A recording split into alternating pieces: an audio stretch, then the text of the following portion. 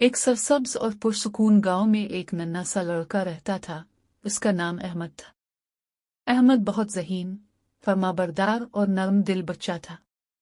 वो अपने अम्मी अबू की बात गौर से सुनता और स्कूल में भी अच्छे नंबर लाता था। अहमद के दिल में अल्लाह का खौफ था और वो रोज़ नमाज पढ़ने की कोशिश करता था।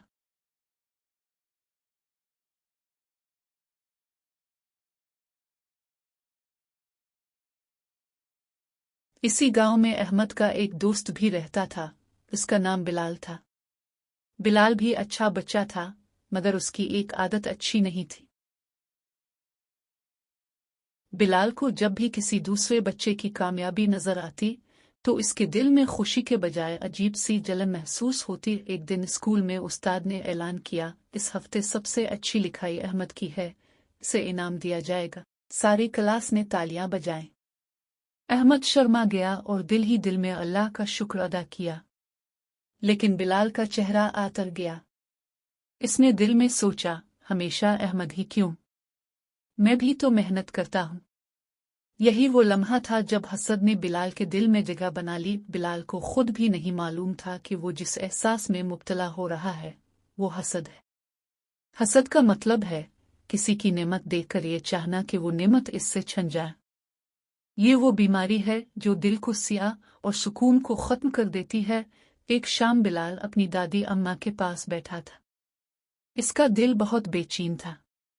दादी अम्मा ने प्यार से पूछा, बेटा आज बहुत चुप चुप हो, क्या बात है? बिलाल ने सब कुछ बता दिया। दादी अम्मा ने मुस्कुराकर कहा, बेटा ये हसद है और रसूल अल्लाह ने फरमाया है कि हसद नेकियों को इस तरह खा जाता है जैसे आग लकड़ी को खा जाती है। यह सुनकर बिलाल घबरा गया। दादी अम्मा ने कहा, बेटा अल्लाह नेमतें अपने बंदों में बांटता है।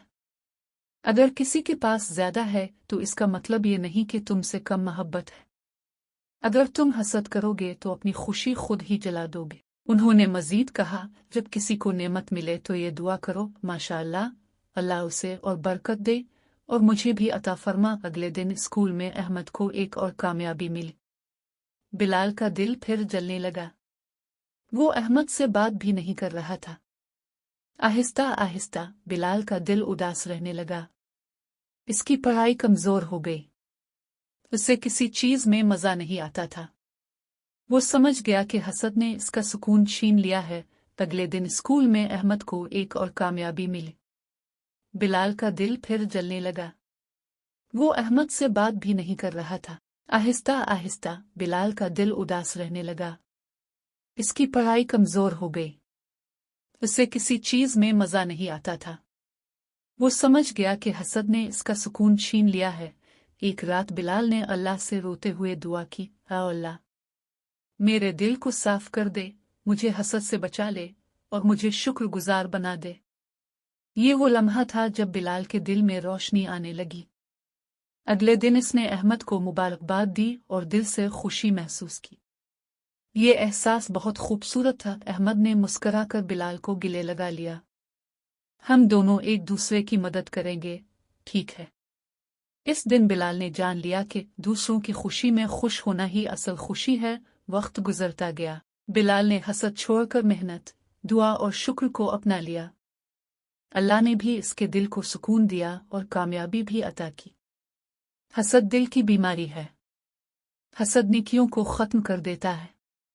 शुक्र और दुआ हसद का बेहतरीन इलाज है। दूसरों की कामयाबी पर खुश होना ईमान की निशानी है। अल्लाह की तकसीम पर राजी रहना सिखाता है।